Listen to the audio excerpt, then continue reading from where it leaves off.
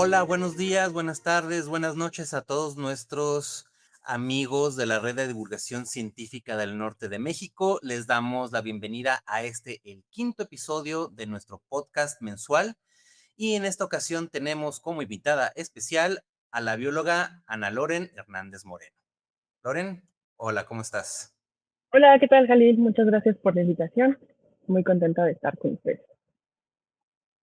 No, te agradecemos por tomarnos la invitación y pues por acceder a platicar unos minutos pues sobre divulgación científica, sobre todas estas cosas que nos apasionan dentro de la red. Pero bueno, déjame empezar por ti, por tu persona, para que nuestro público te conozca. Haz de cuenta que le pregunté a ChatGPT qué sabía sobre ti. No te preocupes, no sabe mucho, pero Qué me bueno. dice que eres bióloga egresada de la UAP, de la Benemérita Universidad Autónoma de Puebla, que has trabajado en la Secretaría, bueno, no sé si se llama Secretaría como tal, ¿no? Pero en la dependencia del gobierno de Puebla encargado de Ciencia y Tecnología, en el Consejo.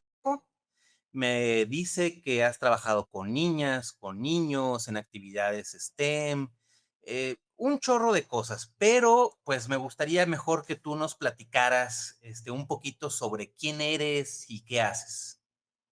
Bueno, pues como ya me presentaron, yo soy Lorena Hernández, hago divulgación científica, llevo ya algunos años haciéndolo. La verdad es que el tiempo ha pasado muy rápido y no quiero hacer la cuenta por salud emocional de, de cuántos años llevo haciendo esto, pero ya es bastante. Empecé desde que estaba por terminar en la universidad a colaborar con actividades que se llamaban baños de ciencia, en el cual se desarrollaban talleres para niñas, niños con diferentes temas. Empecé con biología y de ahí empecé a hacer, recibí pues la invitación, más bien me avisaron que estaba la posibilidad de entrar como becaria a la Dirección de Divulgación Científica que estaba en el Instituto Nacional de Astrofísica, Óptica y Electrónica, y entré. Estuve ahí 3 años, en los cuales pues empecé a relacionarme más con otras áreas de la ciencia, además de biología, lo cual fue óptica, astronomía y física en general, principalmente. Entonces ahí le agarré un amor muy grande a la astronomía, me gustó mucho, empecé a adentrarme más en esos temas y empecé a hacer divulgación también sobre astronomía, no por voluntad propia, sino porque fue casi obligada y arrastrada a hacerlo, lo cual agradezco mucho que se haya dado. Y pues sí, de ahí trabajé en el Consejo de Ciencia y Tecnología del Estado de Puebla. Yo soy poblana, llevo ya viviendo un año en el norte, en Torreón específicamente.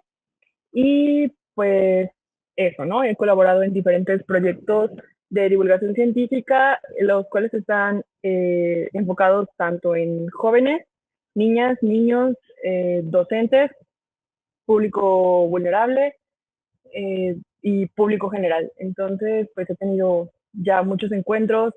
En el Consejo de Ciencia y Tecnología del Estado de Puebla participé en un programa que se llama Vehículos de la Ciencia, en los cuales era muy padre porque viajábamos por diferentes partes del Estado de Puebla y pues llegué aquí a Torreón porque empecé a trabajar en el planetario de Torreón, el cual también me dio un montón de experiencia diferente porque fue un cambio de domicilio importante. No es lo mismo estar en Puebla y mudarte cerca del estado de Puebla a ya llegar al norte con, pese a que es el mismo país, pues sí tenemos costumbres diferentes. Entonces ha sido toda una experiencia muy bonita para mí el haber hecho divulgación y todo lo que me ha dado el hacer divulgación. Una poblana en el norte, mira. ¿Qué has encontrado más difícil del norte? Digo, aparte del clima, que aquí es o mucho calor o mucho frío, ¿cuál ha sido tu shock cultural más grande? Ay, sí diría el clima, y sobre todo las cosas cómodas que hay en el norte respecto al clima, porque allá nosotros si tenemos calor, pues es de, pues, abanícate o pon un ventilador o un abanico, y ya, no hay ningún tipo de adaptación en las casas respecto a eso. También ha sido curioso para mí algunas palabras que son diferentes. Aquí en Torreón, lo que son los terregales o las tolvaneras, a mí me hacía mucha gracia cuando la gente me decía, es que está haciendo mucha tierra. Y yo decía, ¿cómo que está haciendo mucha tierra? Como si fuera sol o aire, ¿no? Y ya cuando me tocó mi primer regalo, mi primera tolvanera, entendí a qué se referían con hace mucha tierra. Dije, sí, efectivamente hace mucha tierra. Son como cosillas así que me han sorprendido de aquí, pero en general como que todo ha sido normal. Bueno, pues ojalá que ya te hayas adaptado a nuestros usos y costumbres. Ahí vamos, ahí vamos. Oye, me llama mucho la atención entre lo que leo de ti y nos platicas, tu trayectoria, pues, ¿cómo le podremos decir? De divulgadora terrenator, ¿no? En el sentido de que eres una divulgadora que sale a comunidades, que sale a la calle, que trabaja mucho con niñas, este, y pues eso llama la atención porque por ahí hay divulgación que es un poquito más de academia, de salas de conferencia y todo esto. ¿Eso fue coincidencia? ¿Fue elección? O sea, ¿cómo llegas a esta parte todoterreno de la divulgación? Pues es que así yo inicié haciendo divulgación, todo terreno, haciendo divulgación de contacto con personas, visitando a las personas. Cuando empecé a colaborar como becaria en el INAOE, pues nosotros hacíamos visitas a diferentes comunidades también, a algunas muy remotas, algunas en ciudad, pero era visitar muchas partes. Ahí aplicaba muchas partes del país, pero generalmente eran cerca del centro. Me tocó visitar, no sé, lugares de Morelos, de Cuernavaca fui, de Tlaxcala, de Hidalgo, de Veracruz. Eh, por ahí me faltó visitar Oaxaca en divulgación, pero varios compañeros sí lo hicieron. Entonces, desde que inicié, o sea, para mí la forma de iniciación en la divulgación fue como de, esto es divulgación y no hay otra forma de hacerlo. A lo mejor sí, pero esto es la parte donde llegas y contactas y conectas además con las personas que pocas veces han tenido oportunidad de acercarse a la ciencia, y eso ha sido muy bonito y me ha ayudado pues, a darme cuenta cómo es la realidad de diferentes personas, porque no es lo mismo, pese a que yo soy de una ciudad pequeña que se encuentra en el estado de Puebla, cerca de la capital, pero al final es una ciudad pequeña, pese a que yo vivo en un lugar pequeño, el llegar a otras comunidades que están mucho más alejadas de la capital, que encuentran incluso barreras geográficas como que están rodeados por cerros y que solo hay un medio de transporte, etcétera, me ha permitido el sensibilizar y poder encontrar la manera de generar conexiones, pues que a mi punto de vista han sido bastante eficientes. Entonces, pues aquí inicié esto, ¿no? Ya poco a poco y gracias a las diferentes oportunidades que se fueron abriendo, fui teniendo la posibilidad de explorar otras formas de divulgación científica, como por ejemplo en medios de comunicación masiva, como radio y televisión, en medios escritos, como revistas de divulgación, etcétera, pero yo inicié así, en terracería casi, casi. Ok, entiendo. Pues también veo mucho en tu currículum cuestión de niñas, de mujeres en la ciencia, mujeres en STEM. Digo, a lo mejor es una obviedad, pero pues permíteme preguntarte, ¿por qué específicamente tu interés en niñas, en mujeres? Estadísticamente, hay menos mujeres interesadas históricamente en la ciencia, por lo que se ha buscado investigar de dónde viene esa disparidad. Se ha encontrado que en primera, pues durante años las mujeres fuimos invisibilizadas o hechas a un lado en cuanto a investigación científica, en cuanto a, no sé, literatura, etcétera. Pero son pocas las mujeres que son referentes en cualquier área de la ciencia. Si yo te pregunto a ti, Jalil, dime 5 mujeres científicas, seguro vas a quedarte un ratillo pensando en quién, aparte de Marie Curie y Rosalind Franklin, probablemente puedes, puedes Juliana. mencionar. Lynn Margulis a lo mejor se te ocurre Jane Goodall, pero no va a ser tan sencillo que puedas llegar a esto. Y eso hace 5 años era todavía más difícil y eso hace 10 años era todavía mucho más complicado. O sea, conforme hemos avanzado, se ha notado cómo ese impacto de las acciones por incluir a las niñas a la ciencia y tecnología han tenido un efecto positivo. En las universidades y con base en estadísticas también se ha encontrado que cada vez son más niñas y más mujeres que se interesan por ciencias, pero generalmente se interesan por ciencias naturales. No están en las áreas de ciencia como por ejemplo matemáticas o física, pese a que no hay una gran representatividad, siguen siendo menos de la mitad. Y luego eso va haciéndose más complicado conforme se va aumentando el grado de estudio. Por ejemplo, quienes llegan en una carrera de ciencias a una maestría, sigue siendo un número alto, pero a doctorado comienza a disminuir. Y luego para poder acceder a una plaza de investigación va complicándose más hasta que llega un punto en el que las mujeres en puestos de toma de decisiones o direcciones no hay, o hay muy poquitas, o sea, los números son muy reducidos. Entonces, hay varios factores y uno de ellos es que hay poca representatividad. Las niñas no tienen con quién inspirarse para poder estudiar esto. Yo, por ejemplo, cuando decidí estudiar ciencias, yo no sabía ni siquiera que la biología era una ciencia que se podía estudiar. Loren, Entonces, ¿sí? aguántame tantito porque Se fue Jalil se Jalil, ¿verdad? desapareció. Ahí Eso está, vi, pero seguía regresó. hablando como si no se hubiera ido. No, sí, pero eso está bien porque yo lo puedo utilizar. Pero Jalil ya llegó. Ahí nos ves, nos escuchas. Sí, aquí los oigo bien. A ver, aguanta.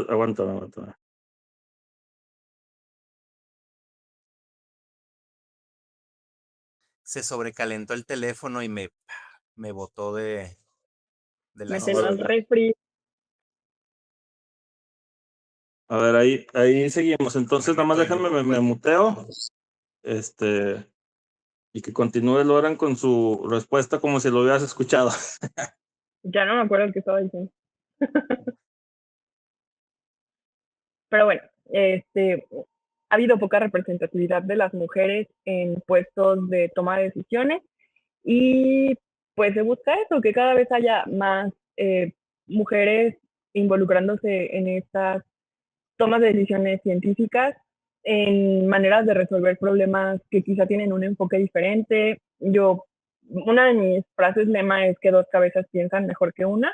Entonces, si tienes cabezas de mujeres, cabezas de hombres y cabezas de todo el mundo intentando encontrar la solución a una de las grandes problemáticas que tenemos como humanidad, va a ser más fácil llegar a la solución. Oye, tú eres mujer, eres Creo que sí. bióloga, eres divulgadora. Te voy a creer. ¿Tú te sientes en esta nueva ola de representación femenina? O sea, ¿te asumes como tal? ¿Te lo han hecho saber así niñas de decirte, oye, yo quiero hacer ciencia porque quiero ser como tú? ¿Te ha tocado eso? He tenido la suerte de que sí he tenido niñas que me han dicho, oye, me inspiras mucho, me gustaría hacer lo que tú haces. Yo siempre les digo como que, no, ustedes tomen un camino bueno. eh, Tienen mucho más potencial. Yo siento que soy de esas personas o de esas mujeres que han buscado el incentivar y a lo mejor no como tal inspirar como una figura que quieran ser, pero sí enseñándoles las posibilidades de lo que pueden llegar a ser. Mostrándoles que hay un camino que ya muchas mujeres recurrieron y que ellas pueden utilizar ese mismo camino para poder llegar muy lejos. Y con base en la experiencia que he tenido, por ejemplo, en los talleres que hacemos en verano, he podido ver cómo han avanzado las capacidades y los alcances que han tenido niñas. Este taller es un taller que hicimos entre varias amigas que nos dedicamos a la ciencia y a la divulgación científica y que surgió como pues una idea de apoyar a que niñas adolescentes pudieran encontrar, si es que está en las áreas STEM, su camino o su interés, y a partir de trabajar con ellas como con sus familias, poder conseguir que lleguen a estudiar un área de STEM. Llevamos haciéndolo, este es el sexto año, y me ha tocado ver cómo ha avanzado primero me ha tocado ver cómo van creciendo niñas. Una de las niñas que tuve en mi primera generación, ahorita está estudiando física, está súper metida en temas de divulgación científica, ha participado en un montón de proyectos. Entonces eso a mí me genera mucho orgullo porque pues estás viendo ya parte de la pequeña cosecha del trabajo que se realizó. Entonces, pues me siento como parte de la gente que va encaminando. Bueno, Loren, oye, por ahí un pajarito me comentó que ahora estás ocupando de manera interina la presidencia de la Red de Divulgación Científica del Norte de México. ¿Es eso correcto? Sí, así es. Ah, esos Estoy pajaritos como saben. presidenta interina. Estos pajaritos son bien informantes, buenos informantes. Lo que no me dijo el pajarito y que me gustaría preguntarte es, ¿qué sientes? ¿Cómo estás afrontando esta nueva responsabilidad, pues, en tu carrera como divulgadora? Pues justo como lo dijiste, siento una gran responsabilidad. No es una labor sencilla ni que se deba tomar a la ligera.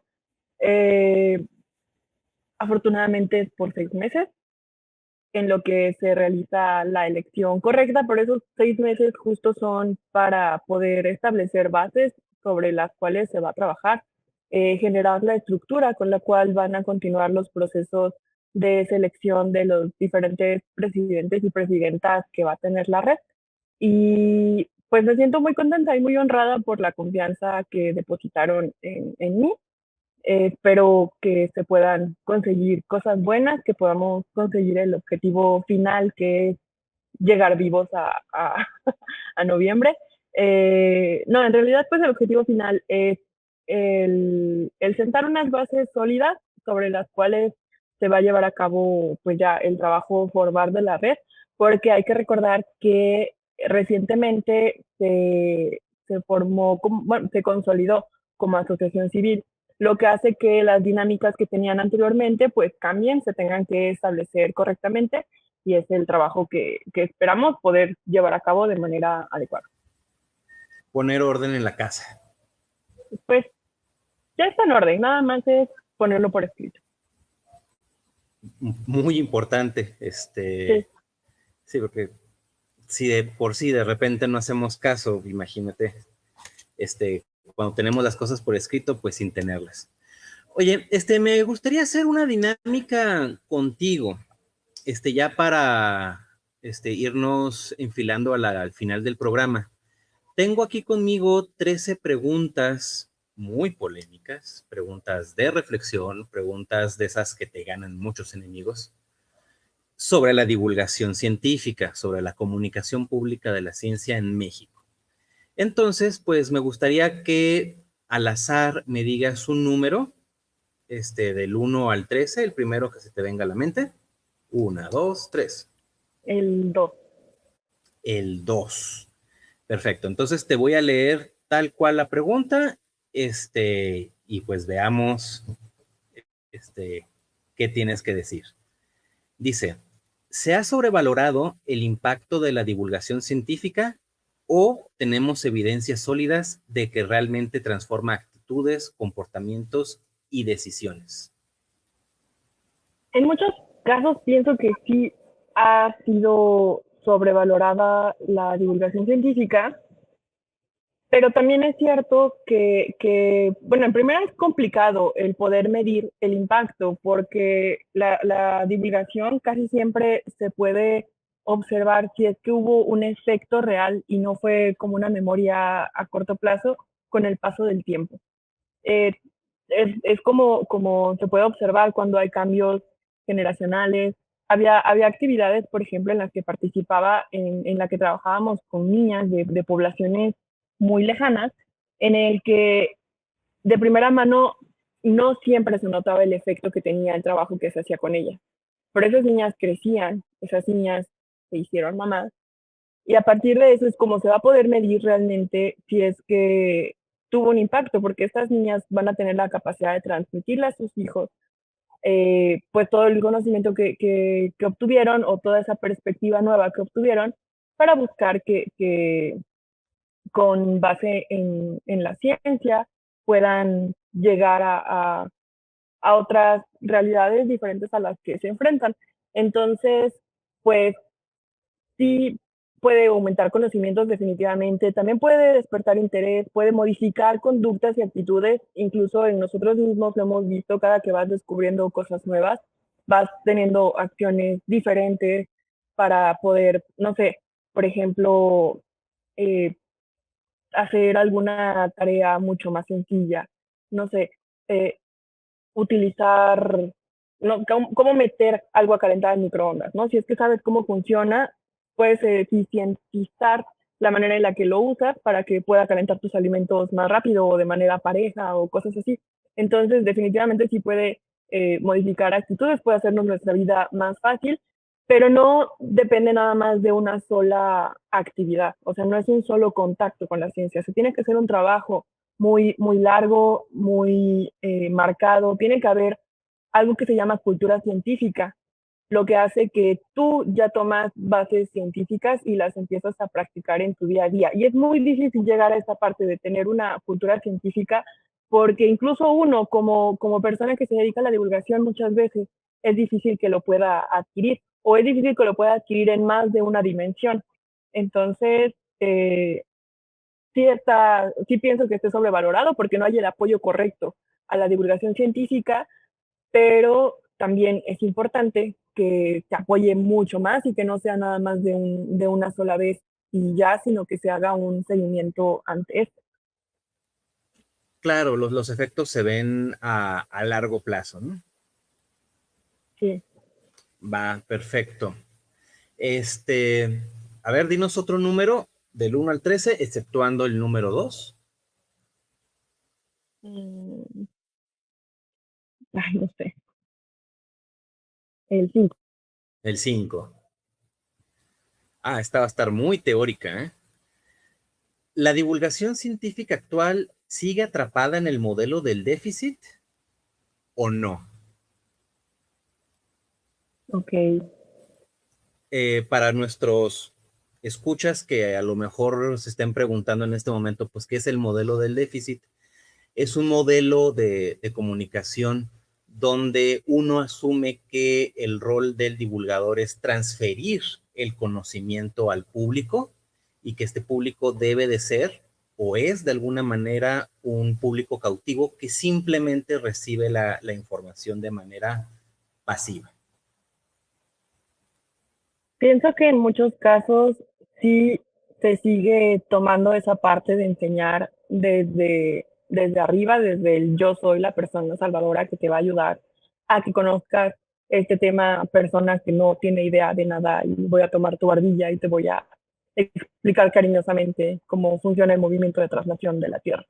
Eh, Cuando en realidad deberíamos de integrar, bueno, primero debemos conocer el público al que se está viendo. A partir de ahí comenzar a sensibilizarnos de cuáles son sus experiencias. Por ejemplo, en mi caso, que trabajo con astronomía, yo me preocupo mucho por conocer cuál es la cosmovisión, es decir, cuál es la idea que ellos tienen sobre los astros y a partir de ahí comenzar a trabajar y comenzar a hacer una interpretación, una transferencia de los conceptos que se utilizan en la ciencia para que puedan ser mucho mejor adoptados por las personas, para que no llegues con una autoridad a decirles es esto porque yo lo digo así y porque así viene en el libro. Y sí, muchas veces nos falta esa sensibilidad, sobre todo en casos en los que se hace divulgación de campo, porque si uno no tiene la capacidad de poder observar y valorar los saberes que las personas ya tienen, entonces sí se llega con ese, pues, con ese tipo de trabajo que no siempre tienen mejor resultado. Entonces, sí, continúa presente, continúa estableciéndose, se puede ver en muchos, por ejemplo, en Facebook y en páginas que hacen como memes, en los cuales se burlan de las diferentes creencias de las personas y es la peor manera de poder llegar a, a la gente, ¿no? O sea, ¿cómo vas a poder interesarte por algo en lo que te están ridiculizando, en lo que te están burlando de lo que tú crees, en lugar de buscar llegar con respeto, llegar pues con otro enfoque diferente para que sea mucho más fácil pues el encontrarle la lógica y el comenzar a analizarlo. Claro. Oye, ¿No? Sí, ¿tú qué opinas, Jalil? Cuéntame tú qué opinas. No, creo que el modelo de déficit, no debe ser superado, creo que es necesario. Hay algunas cosas que deben de enseñarse, pero como tú dices, tiene que ser complementado con otros modelos más participativos, ¿no? Donde tomes en cuenta el contexto de la, de las personas a las que les estás hablando. Pero, a ver, dijiste algo muy padre que me llamó mucho la atención, entonces me voy a salir ahorita un poquito de esto de las preguntas, porque me gustaría platicar contigo de eso del meme científico. Tú nos diste un ejemplo muy particular, que son memes, eh, pues un poco ofensivos, un poco violentos en cuanto a las creencias de las otras personas, pero en general, ¿qué te parece el fenómeno del meme como herramienta de divulgación? A mí me encanta, me parece una forma muy divertida de poder llegar a otros públicos, porque ¿sabes qué pasa, Jalil? Que la gente que consume contenido de ciencia en redes sociales es personas que ya se dedican a hacer ciencia, generalmente. O sea, sí puede haber otras personas que se dedican a otra cosa y que de repente se toparon con un video y les gustó y ya se quedaron sabiendo más del tema, pero la mayor parte del público que consume ese tipo de contenido son personas que ya se dedican ya sea que estén estudiando alguna carrera de ciencias, que se dediquen a la divulgación, o sea, no hay poca entrada de personas que no están dentro de ese gremio. Entonces, eso hace que muchas veces esos memes sean demasiado dirigidos hacia un público que ya sabe. Hay que tomar en cuenta que nosotros vivimos en un país que le tiene muy poca confianza a la ciencia, que confía más en el horóscopo, que confía más en Jaime Maussan, que confía más en otras cosas que el propio conocimiento científico. Entonces, eso hace que haya poca noción de conceptos científicos básicos. Si tú no tienes un público que tiene una alfabetización científica correcta, ¿cómo es que vas a poder mostrarles o enseñarles diferentes conceptos utilizando memes cuando pues es básico que ya entiendan como el ABC de algunas cosas? Entonces, está muy padre, está muy bien, pero eso ya es dirigido a personas que ya tienen unos conceptos más avanzados. Entonces hay que saber pues en qué puntos se pueden utilizar, en qué momentos son válidos y son geniales. Yo sigo muchas páginas de memes de ciencia, me divierto mucho con ellos, los comparto, pero hay que saber cuál es el alcance que, que esta manera de divulgación tiene. Oye, pero bueno, yo siento que es como mirarnos al ombligo entre nosotros los divulgadores, ¿no? Como tú bien pones en la mesa, pues es información, es un medio que va dirigido a quien ya sabe, o sea, tú no vas a captar gente nueva con un chiste que no entiende. En realidad puedes tener el efecto contrario, que es alienarlos. Decir, bueno, esto no lo entiendo, no sé de qué están hablando, next. Paso de largo, sí. No no es perder el tiempo, o sea, no es caer de alguna manera de nuevo en esta espiral de hablarnos nada más a nosotros. Posiblemente sí, pero ¿por qué no seguirlo haciendo cuando es una actividad que te hace pensar, que te hace resumir información? Te voy a hablar, voy a salir de la divulgación de ciencia y hubo por ahí del 2015, más o menos, se hizo muy popular un maestro que pidió a sus alumnos explicar o hacer memes del libro de 100 años de soledad. Y salieron unas cosas súper divertidas y unas genialidades, o sea, memes que a mí jamás me hubiera ocurrido hacer, que yo me reí mucho. Y entonces es una forma en la que las personas que ya conocen ciertos términos científicos los pueden asimilar de mejor manera, los pueden interiorizar mucho mejor mediante el humor y ya sea por medio de la creación o de la lectura de este tipo de memes, pues afianzar bien el conocimiento que están adquiriendo. Entonces, no es una mala herramienta, pero es eso, hay que buscar cuál es el objetivo final. Si se tiene como objetivo final el incluir, el poder llegar a más espectadores, pues buscar que los memes sean lo más fácil y entendibles posible para que puedan llegar a ese público. Y si tu finalidad es el llegar a personas que ya conocen y que estas se diviertan y que se rían, también está bien. O sea, no quiere decir que con eso se vaya atrás las páginas de memes, al contrario, qué bueno que existen, son muy divertidas, pero es el definir cuál es su objetivo. Ok.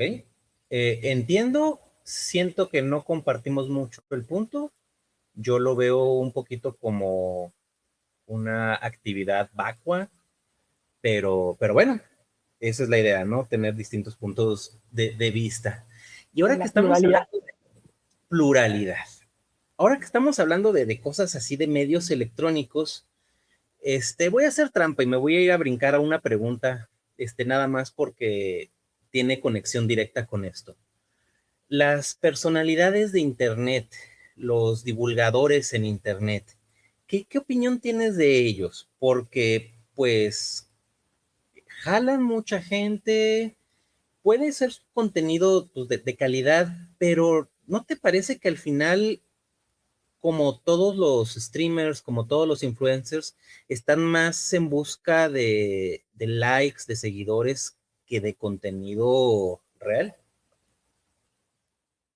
Pues yo creo que sí están en busca de likes y de seguidores porque al final pues es un modo de vida en el cual tienen que buscar generar la curiosidad suficiente para que den like y para que puedan generar los números que necesitan para poder monetizar, tener campañas de, no sé, de medios de comunicación.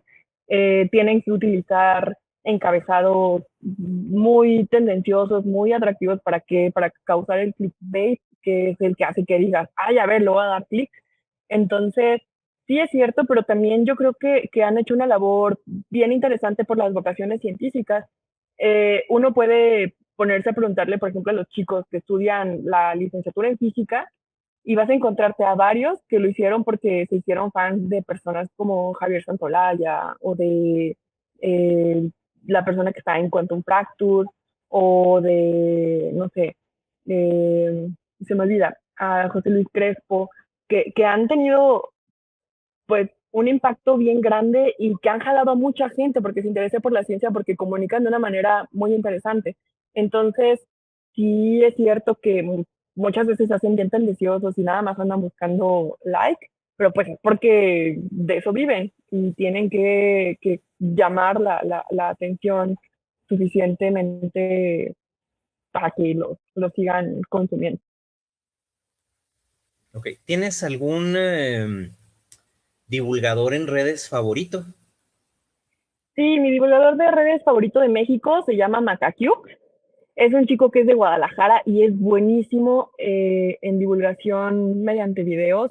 Explica de una manera bien sencilla. He tenido la oportunidad, pues sí, la oportunidad a partir de sus videos, comenzar a conversar con él y a mí me maravilla la manera en la que explica. Yo siempre que puedo lo recomiendo porque me parece un excelente divulgador y poco conocido además. Ok, ¿nos repite su nombre, por favor? Macaquiux. Macakiul.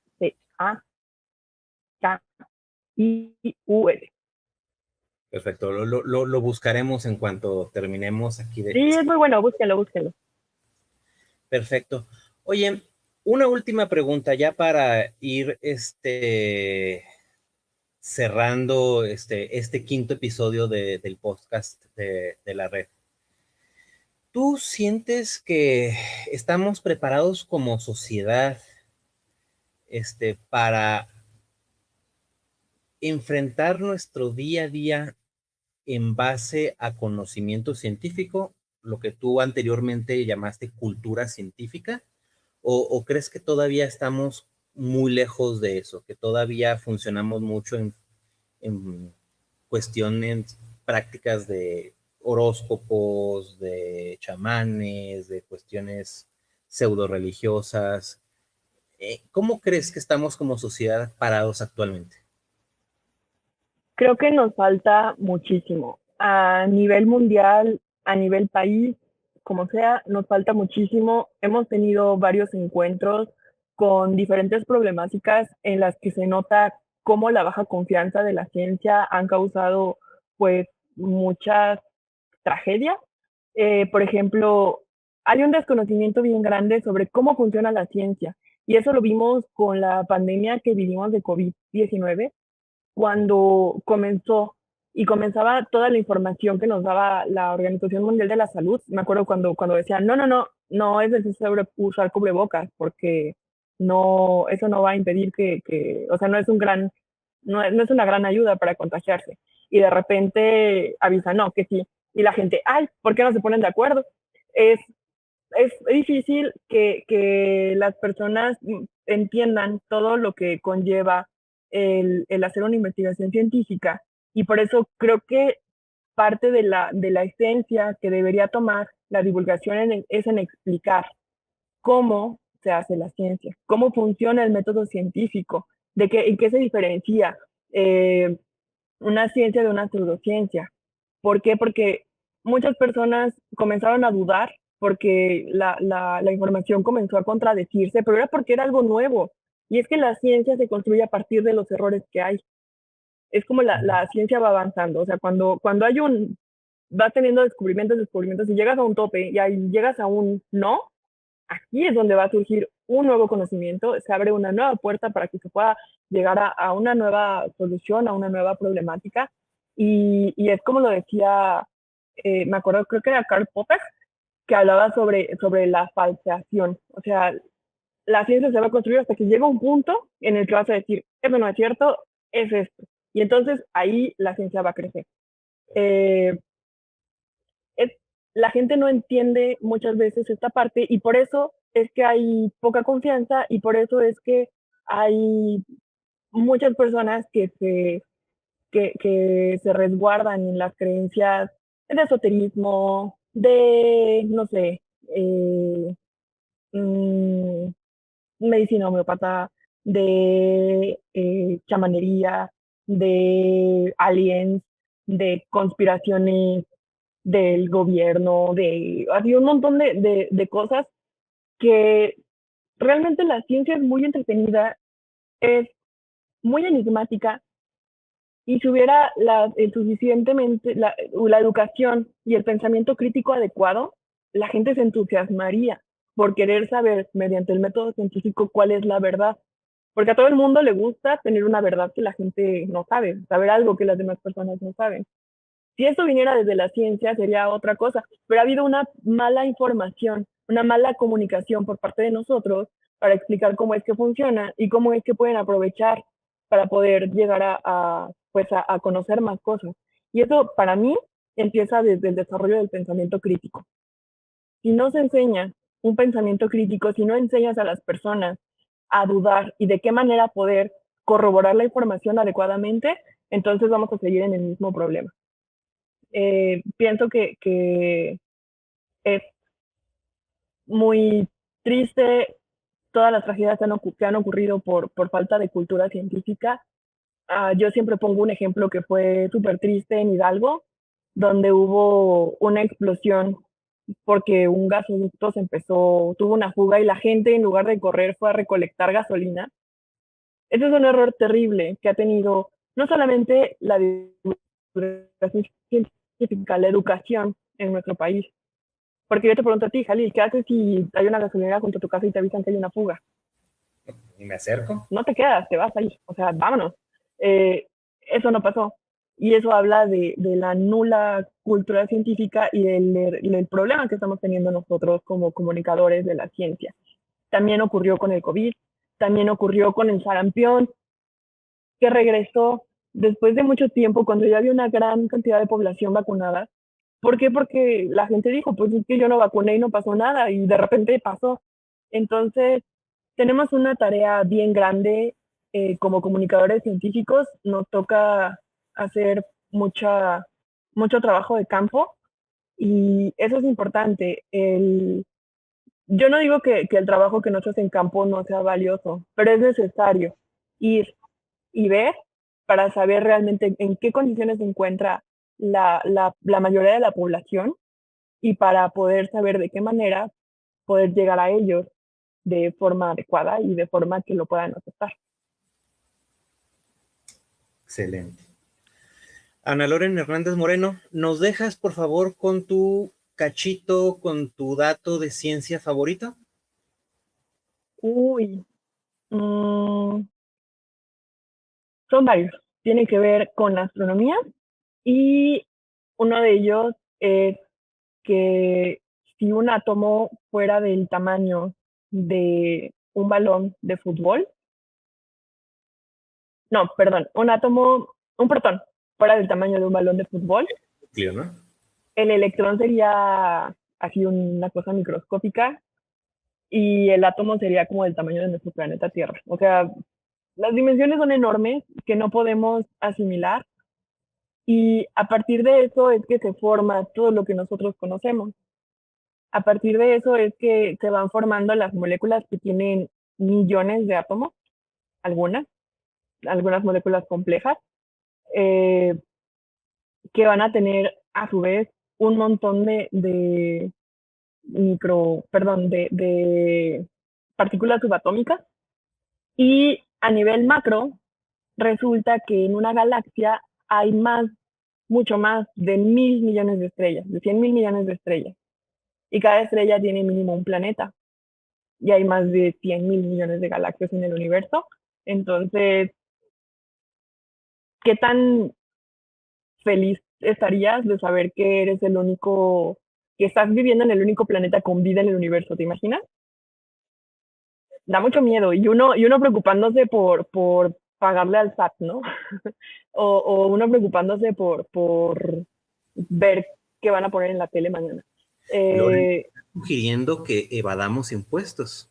No, para nada, al contrario. Simplemente es buscar la manera pues de aprovechar que estamos vivos, estamos en un entorno donde la vida es algo rarísimo y lo estamos viendo, y la inteligencia es todavía más raro, y estamos aquí con dispositivos electrónicos y te pasas el día scrolleando cuando tienes allá afuera un ecosistema gigante que puedes ver.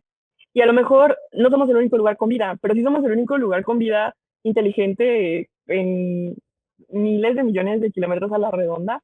Entonces, pues, aprovéchalo, disfruta tu planeta, sal a ver a los árboles, a los pájaros, disfruta que estás vivo.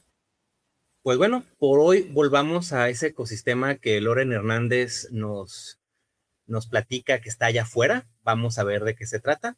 Te agradecemos mucho, Loren, por haber aceptado esta invitación, por platicar con nosotros durante estos minutos. Y pues a todos nuestros oyentes,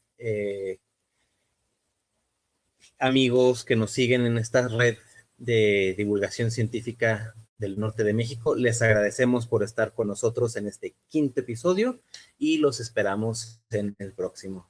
Muchas gracias. Muchas gracias, Khalil. Muchas gracias, Marco, ahí en producción. Y saludos a todas y todos.